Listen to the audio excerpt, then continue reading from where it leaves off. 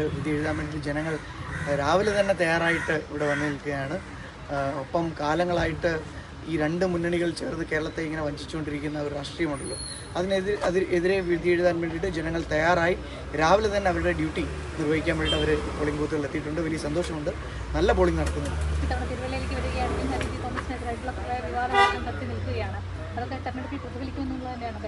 തിരുവല്ലയുടെ വികസന മുരടിപ്പാണ് ഏറ്റവും പ്രധാനപ്പെട്ടത്. ഒപ്പം നേരത്തെ ഈ പറഞ്ഞ അഴിമതി, ഇതെല്ലാം ജനങ്ങൾ കണ്ടുകൊണ്ടിരിക്കുകയാണ്. കാരണം തിരുവല്ലയ്ക്ക് ഒത്തിരി സ്വപ്നങ്ങളുണ്ട്, ഒത്തിരി സ്വപ്നങ്ങളുള്ള നാടാണ് തിരുവല്ലയും, ഒത്തിരി സ്വപ്നങ്ങളുള്ളവരാണ് തിരുവല്ലക്കാർ.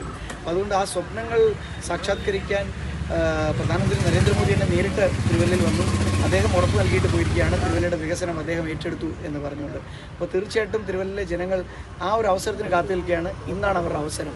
ആ അവസരം അവർ തീർച്ചയായിട്ടും തിരഞ്ഞെടുക്കും. പ്രത്യേകിച്ച് തിരുവല്ലയിൽ ഐതിഹാസികമായ ഒരു വിജയമായിരിക്കും തിരുവല്ലയിൽ എൻ ഡി എ നേടാൻ പോകുന്നത്.